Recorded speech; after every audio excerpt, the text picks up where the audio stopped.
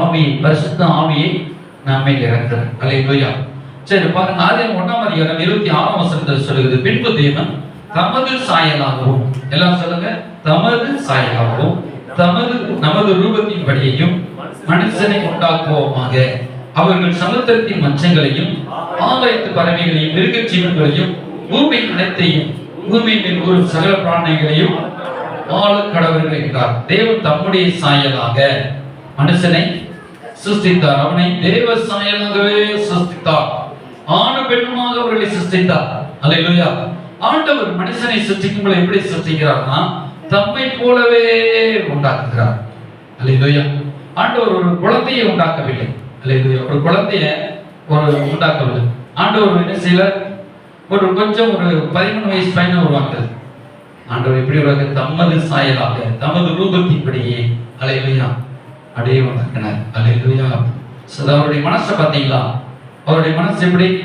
மனசுன நீங்க ஒரு குழந்தை பெறுறீங்க, குழந்தை பெற்றெடுத்தா எப்படி, என் பிள்ளை ரொம்ப அழகா இருக்கணும், என்னை காட்டிலும் ரொம்ப அழகா இருக்கணும் அப்படின்னு தான் நம்ம பெறுறோம். அல்லேலூயா. அதே போல அவருக்கு பிள்ளை பெற்றெடுத்தார். அவர் பிள்ளை பெற்றெடுத்த யாரு? நம்ம தான். அல்லேலூயா. நம்ம எப்படி இருக்கணும்? நம்ம அவரை போல ரூபமுள்ளவர்களா, அவர் போல சாயலுள்ளவர்களா, அவருக்கு நிகரானவர்களா நம்ம இருக்கணும். ஒரு அல்லேலூயா. அவருக்கு நிகரான நம்ம இருக்கணுங்க. அதுதான் அவருடைய ஆசை. அதனாலதான் அப்படி உண்டாக்கினார். ஒரு புருஷனை படைத்தார் ஆண்டவர். நாம் எல்லாரும் ஒரு புருஷனை போல, அல்லேலூயா, வாலிபத்து வயதுக்கும் முறையேற்றது. அல்லேலூயா. எப்பவுமே ஒரு வாலிபத்தின் உச்சக்கட்டம் தான் புருஷன். அல்லேலூயா. அப்ப அந்த புருஷனுக்கு ஏற்ற தகுதி, அதே போல கடவுள் அப்படி படைச்சார். அல்லேலூயா. ஏன் படைச்சிட்டு எப்படின்னா, அவனை ஒரு குட்டி கடவுளாகவே வச்சு, நான் இந்த பூமியெல்லாம் என்ன செஞ்சேன், படைத்து உனக்கு இடத்தில் கொடுத்துட்டேன், இதை இன்னும் படைக்க வேண்டியவர்களை நீ படைத்து ஆளுகை செய்ய சொன்னான். என்ன செய்யினாரு? ஆளக்கடவர்கள் என்று சொன்னான். இந்த பூமியெல்லாம் என்ன செய்யணும்? ஆகணும். ஒருத்தங்க என்ன செய்ய, சிங்கமே வானா சிங்கம் வரணும், புளியே வானா வரணும். அல்லேலூயா. நீ என்ன செய்யணும்? கடலை காற்றை அமைதலா இருக்கணும். அல்லேலூயா. மரமே நல்ல கனி கூட எல்லாத்தையும் ஆண்டு கொள்ளும்படி கொடுத்தார். ஆனா மனுஷன் ஆண்டானா? அதுக்கு என்ன ஆயிடுச்சு? தோற்று போயிட்டான். சரி, ஸ்தோத்திரம்.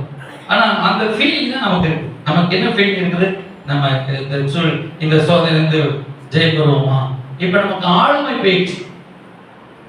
பயிற்சி மனசுல தோல்வி வந்துருச்சு. ஏன்னா பாவம் உள்ள பிரவேசித்ததுனால. இப்ப இயேசு அதுக்காக அதை ஜெயிச்சு நமக்குள்ள திரும்ப அந்த ஆளுமையை நமக்கு தரார். அல்லேலூயா. தேவனோடு நெருங்கி ஒரு ஜீவியத்தை தரார். தேவன் எப்படி படைச்சாரோ, அல்லேலூயா, தேவன் என்ன நோக்கத்துக்காக மனிதனை படைத்தாரோ அந்த நோக்கத்துக்காகத்தான் நம்மளை படைச்சு வச்சிருக்காரு. ஆனா நம்ம தரக்குறைவாகவே நம்ம எண்ணுகிறோம். நம்ம சூழ்நிலை அப்படி நம்ம என்ன சொல்றோம்? 10 ரூபாய்க்கு என்ன செய்வோம், ஒரு 100 ரூபாய்க்கு என்ன செய்வோம், நாளைக்கு சாப்பாட்டுக்கு என்ன செய்வோம், நாளைக்கு சாப்பாட்டுக்கு என்ன செய்வோம், அப்படி இந்த எண்ணத்திலேயே நம்ம ஓடுகிறோம். ஆண்டவர் தான் நாளை தினத்துக்கு நீங்க கவலைப்படாதீங்க, அட்லீஸ்ட் இதுக்காக கவலைப்படாதீங்க, காக்காவே போஷிக்கிறார், உங்களை போஷிக்க மாட்டாரா? அதுக்கு அந்த இடத்துல ஆண்டவர் சொன்னார். அல்லேலூயா. ஆனா ஆண்டவர் நம்ம அப்படி உருவாக்கி எப்படி செய்ய, அந்த அப்படி நல்ல ஒரு ரேஞ்சுக்கு ஆண்டவர் உண்டாக்கி வச்சிருந்தோம். நம்ம எல்லாம் ஆளுகை செய்கிறவர்களாம், நல்ல அதிகாரம் உள்ளவர்களாம், நல்ல ஆசீர்வதிக்கப்பட்டவர்களாம், இந்த பூமியை ஆளுகை செய்கிறவர்களாம், பாவத்தை ஜெயிக்கிறவர்களாம், சாத்தானை ஜெயிக்கிறவர்கள் ஆளுகை வச்சிருந்தார். ஆனா ஆண்டவர் அதுக்கு என்ன கொடுத்து, தம்முடைய ஆவியே ஊதுறார். மனுஷன் ஆவி இல்ல, பொம்மையா இருக்கிறான். அப்பதான் இந்த 2ஆம் அதிகாரம் ஆதியாகமம் 2:7 வசனத்துல மனுஷனை மனிதன் உருவாக்கி ஜீவ சுவாசத்தை அவன் நாசிலே அவருடைய மூச்சு காத்துள்ள ஒரு ஊதுற. என்ன செய்யறாரு? ஊதுனா என்ன ஆகுது? அவருடைய ஆவி உள்ள போதும். அல்லேலூயா. அவருடைய ஆவியே உள்ள வைக்கிறார். அல்லேலூயா. அவருடைய ஆவி, அவருடைய எண்ணங்கள்லாம் வித்தியாசமானது. ஆவியே சரியில்லடா, என்ன சில ஆவியே சரியில்லைன்னு சொல்றோம். ஆனா நம்முடைய ஆவிகள், நமக்குள்ள இருக்கிற ஆவி எண்ணங்கள், ஆவியின் சிந்தையோ ஜீவனும் சமாதானம். அல்லேலூயா. இல்ல ரோமர் 8ஆம் அதிகாரத்துல சொல்றாங்க, ரோமர் 8:6 நினைக்கிறேன், அதை சொல்றாங்க. ரோமர் 8 ஆவியின் சிந்தைக்கு நம்ம பயணம். அந்த பரிசுத்த, அதான் அந்த ஆவினா என்ன ஆவி? பரிசுத்த ஆவி. எல்லாம் சொல்லுங்க, பரிசுத்த ஆவி. இந்த பரிசுத்த ஆவியின் சிந்தை நமக்குள்ள இருக்குமேனா நமக்குள்ள ஜீவன் இருக்கும். அல்லேலூயா. எடுத்து பாருங்க. 6ஆம் வசனம் 6:8 மாம்ச சிந்தை மரணம், ஆவியின் சிந்தையோ எப்படி என்றால் மாம்ச சிந்தை தேவனுக்கு விரோதமான பகை. பகை, தேவனுக்கு விரோதமான பகை. இந்த பகையை உண்டாக்குறது. அது என்ன பகை உண்டாக்குறது? நான் தோற்று போவேன், நான் பலவீனமான மனுஷன், நான் பாவி, நான் பாவத்தை விழுந்துருவேன் அப்படிங்கிற அந்த அனாட்டிக் போய் அந்த அனாட்டிக்கு கொஞ்சம் சந்தேகப்படுது. மாம்ச சிந்தை எப்படி என்ன சந்தேகப்படுது? ஐயோ, நாளைக்கு என்ன செய்ய போறோம்? பரிசுத்தம் வாழ முடியுமா? ஆண்டவர் சாட்சியம் வாழ முடியுமா? கடி கொடுக்க முடியுமா? என்னால நான் தேவனோட வாழ முடியுமா? வாழ முடியாது நிலை மாம்ச சிந்தை சொல்லுது. அதனால இப்படியே வாழ, இப்படி உலகத்துக்கு ஒத்து போ, இப்படி மனுஷர்களுக்கு தோல் கொடுத்து போ, இப்படியே போ அப்படின்னு சொல்லி இந்த மாம்ச சிந்தை நமக்குள்ள பலவீனத்தை விதைக்குது. அது வேதனை விதைக்குது, அது துக்கத்தை விதைக்குது. இப்ப நமக்கு எல்லாருக்கும் பிள்ளைகளுக்கு பீஸ் கட்டணும்னு சொல்றோம். ஜூன் 1ஆம் தேதி பிறந்துருச்சா, பீஸ் கட்டணும். இப்போ கொஞ்சம் மனசு சோர்வாயிடுச்சு.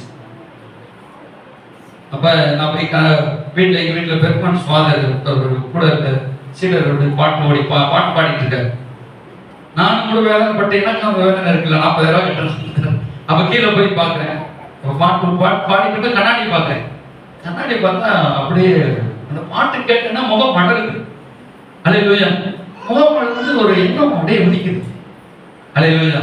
நம்ம ஜெயிச்சிடலாம். அல்லேலூயா. ஒரு கரைக்கு வைத்து சொல்லுவோம். அல்லேலூயா.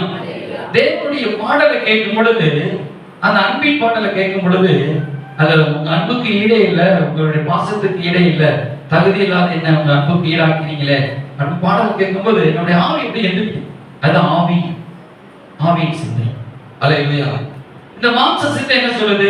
இந்த கடன் பிரச்சனை நமக்கு இருக்குது, இந்த சூழ்நிலை இருக்குது, இந்த நாளைக்கு தேவை இருக்குது, இவ்வளவு சூழ்நிலை இருக்குது அப்படின்னு நம்ம மாம்ச சிந்தை என்ன செய்யுது? நம்மளை அமுக்குது. இப்ப மாம்ச சிந்தை தவறா? ஆவியின் சிந்தை பரிசுத்த ஆவியின் சிந்தை. ஆவினாலே பரிசுத்த ஆவியானவர் இல்லையா? அப்ப நம்ம எதுக்கு விட்டு கொடுக்குறது? இப்ப மாம்ச சிந்தைக்கு நான் விட்டு கொடுத்துட்டா நான் அப்படியே சோர்ந்து போயிருப்பேன். சோர்ந்து போய் அப்படியே உட்கார்ந்துருவேன். ஐயோ, என்ன செய்ய முடியாது, ஒளியில் இருக்கிறேன். சோதரம் யார் கொடுக்குறாங்களோ கொடுக்க மாட்டாங்களோ, நம்ம பிள்ளைகளை எப்படி இருக்க. ஆனா ஆவியின் சிந்தைக்குள்ள நம்ம வந்துட்டோம்னா நம்முடைய முகம் மலருது, நம்முடைய இருதயம் மலருது, நம்முடைய வாழ்க்கை முழுவதும் அளவு சந்தோஷம் வருது. அல்லேலூயா. இப்படி செஞ்சலாம், அப்படி செஞ்சலாம், மூளை வளர்ந்துடும், மூளை ஆசீர்வதிக்கப்பட்டுரும், சபை வளர்ந்துடும். அப்படியே ஆவியின் சிந்தைக்குள்ள நம்ம போறோம். அல்லேலூயா. வாழ்க்கை நல்லா இருக்கும். மாம்ச சிந்தைக்கு இடம் கொடுத்துட்டோம், போச்சுடா, ஐயோ நம்ம என்ன செய்ய போறோம், வயதாகுது, கணங்கள் ஆகுது, அப்படியே அவ்வளவுதான், முடிஞ்சு போச்சா, நம்மளுக்கு இதோட முடிஞ்சு போச்சா அப்படின்னு நமக்கு என்னங்க இப்படியே அத மாம்ச சிந்தை என்ன சொல்லுது? முடிஞ்சு போச்சா, அவ்வளவுதானா. ஆனா ஆவியின் சிந்தை விட்டு கொடுக்கும் பொழுது இல்ல, இன்னும் ஒரு முயற்சி பண்ணுவோம், இன்னும் இப்படி செய், அப்படி செய், ஆண்டவருடைய மேல தூக்குவோம், ஆண்டவருடைய ஆசீர்வதிப்பார். ஆவியின் சிந்தை சொல்லுது. அல்லது ஆவியின் சிந்தை ஒரு சமாதானம் வருது. அதான் சொல்றாரு, ஆவியின் சிந்தையோ ஜீவனும் சமாதானம், ஒரு ஜீவன் உண்டாகுது. அல்லேலூயா. இப்ப ஆவியின் சிந்தை நம்ம நல்லா பாட்டு பாடும் போதெல்லாம் சொல்றோம், அல்லது ஸ்தோத்திரம் துதிக்கிறோம். அந்த ஆவியின் சிந்தை நம்ம விட்டு கொடுக்க மாட்டோம். அல்லேலூயா. சிலர் பாஸ்டரே போய் அல்லேலூயா அல்லேலூயா சந்தோஷமா சொல்றாங்க, இது ஆவியின் சிந்தை. இங்கேயும் நான் மாம்ச சிந்தை செய்ய நம்ம அப்படிதான் வருங்க, சோதனை வருங்க, அட்ஜஸ்ட் பண்ணி போய்க்கிறோம். நாங்க இதான் எங்களுக்கு தெரியலையா அப்படின்னு சொல்லி இல்லையா, அதான் எங்களுக்கு தெரியும்ல, இங்க வந்து இதை கற்றுக்கொள்றோம். அப்ப இந்த ஆவியின் சிந்தை நம்ம படித்து இறங்கணும்னே நான் இந்த சிந்தையே இருக்கணும். எந்த சிந்தையும் ஆவியின் சிந்தையே நடக்கணும். வெளியில போகும்போது இங்க இருக்கும்போது ஆவியின் சிந்தையில இருந்தேன், ஆனா கீழே இறங்கும் போது மாம்ச சிந்தை. இப்ப மாம்சமும் ஆவியும் எதோட கனெக்ட் ஆகும்னா நம்முடைய சிந்தையோட கனெக்ட் ஆகும். சிந்தை தான் நமக்கு முடிவெடுக்கணும். அதுக்கு ஒரு போர்டு வாங்கி உங்களுக்கு படம் போட்டு அது நடக்கும். அல்லேலூயா. மாம்ச சிந்தையும் மாம்ச எண்ணங்களும் நம்முடைய மைண்டுக்கு போகுது.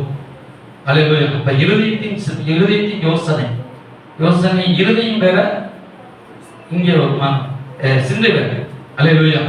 அப்ப இருதயத்தில் யோசிக்கிறோம், ஆனா முடிவெடுக்கிறது மைண்ட் இல்லையா? யோசிக்கிறோம், ஆனா இங்கேயும் அண்ணன் தம்பி மாதிரி தான், ஆனாலும் வேற வேற வயிறு, இங்க வேற வயிறு, இங்க வேற வயிறு. சரி, ஸ்தோத்திரம். அப்ப நீங்க எதை முடிவெடுத்து போறீங்க? இப்ப நான் ரெண்டையும் முடிவெடுக்கிறேன். சரி, அவ்வளவுதான் போச்சு, அது முடிவெடுத்துட்டீங்கன்னா அப்படியே போயிருவோம், எந்திரிச்சு போயிருவோம் அது ஒன்றும் முடியல. இப்ப நீங்க கீழே எந்திரிச்சு போகணும்னு நினைச்சீங்கன்னா டக்கு எந்திரிச்சு போயிடலாம். இல்ல வேற எதையாவது யோசிக்க அங்க போயிடும் யோசனை. அப்ப இந்த மைண்டுக்கு நம்முடைய ஆவியை கொண்டு வரணும். அல்லேலூயா. எங்க கொண்டு வரணும்?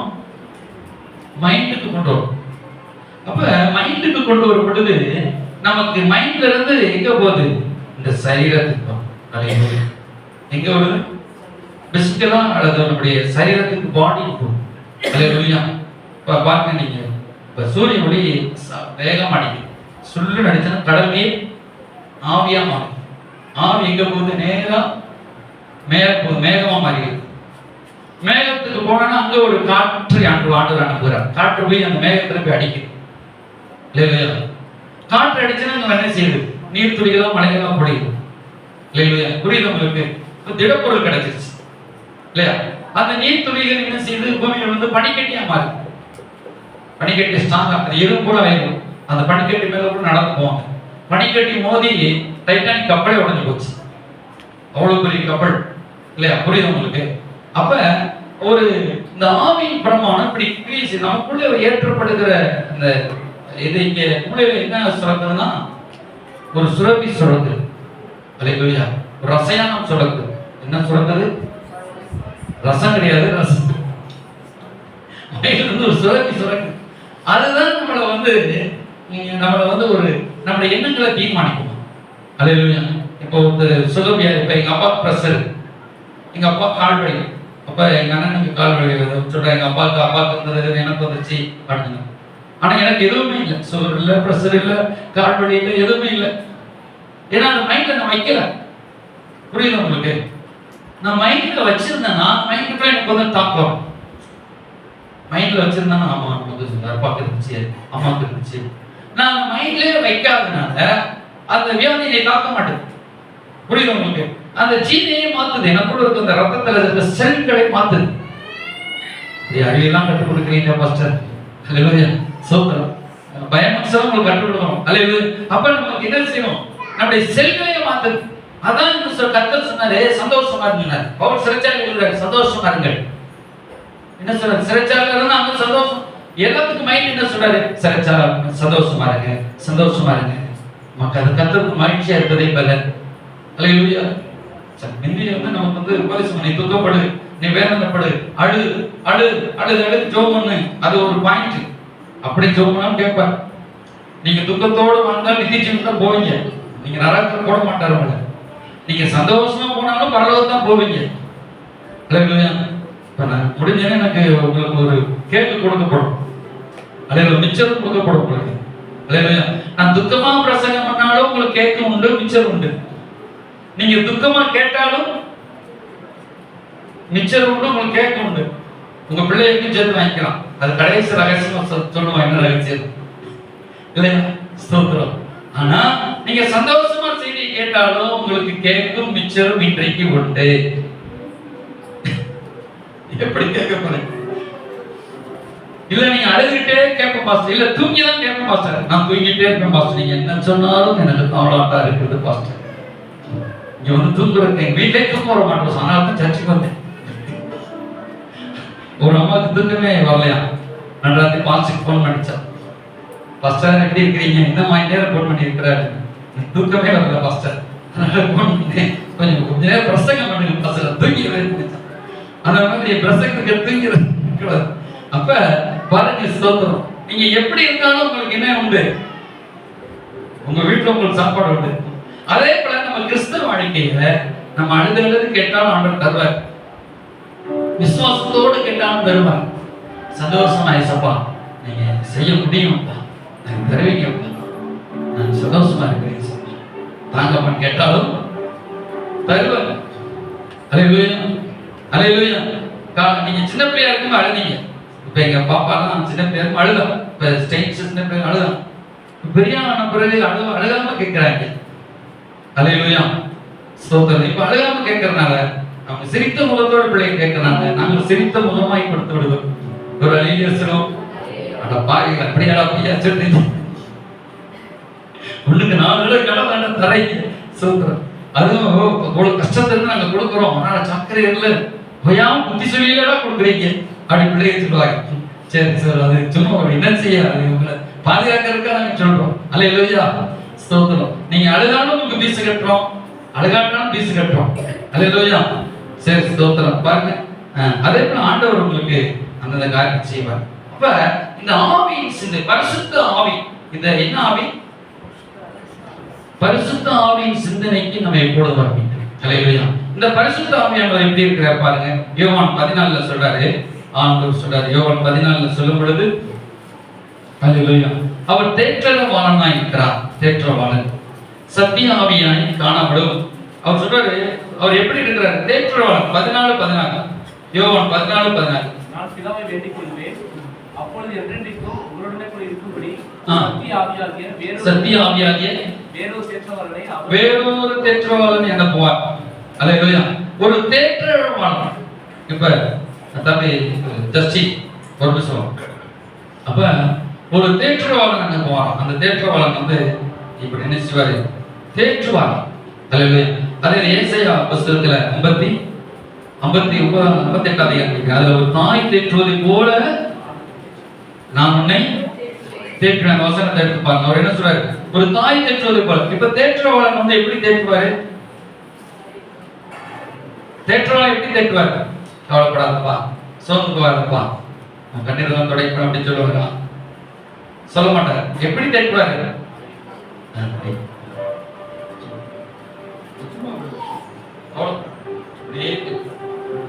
இப்படியே சும்மா இருப்பாங்க.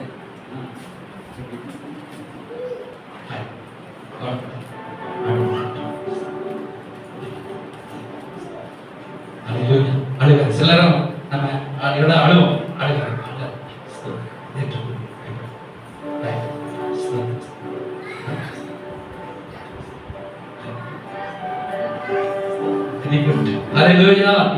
இப்படியே தேற்றுவார். அல்லேலூயா. சில நேரம் அறக்குவார் ஆண்டவர். பலப்படு, ஸ்திரப்படு. இப்ப என்ன அறக்குவாங்க பாத்தீங்களா? என்ன தலையில வச்சு எண்ணெய் ஊத்தி, எண்ணெய் ஊத்தி, இந்த நல்லெண்ணெய் ஊத்தி அந்த குளிப்பாங்க, தேர்ப்பாங்க. இப்படியே அறக்குவாங்க. என்ன எண்ணெய் உள்ள இறங்கணும். அப்படியே ஸ்தோத்திரம். பெரிய காரியங்கள் செய்வார். அவன் கர்த்தர் உன்னை கொண்டு பெரிய காரியங்கள் செய்வார். அப்ப நம்ம அப்படியே தேற்றுவார். அப்படியே தாய் தேற்றுவதை சர்ச்சைக்கு நீங்க ஜோம் ஆராதனையில பாத்தீங்கன்னா தேற்றப்படுறவங்க, அல்லேலூயா, யார் என்னை கைவிட்டாலும் இயேசு கைவிட மாட்டான்.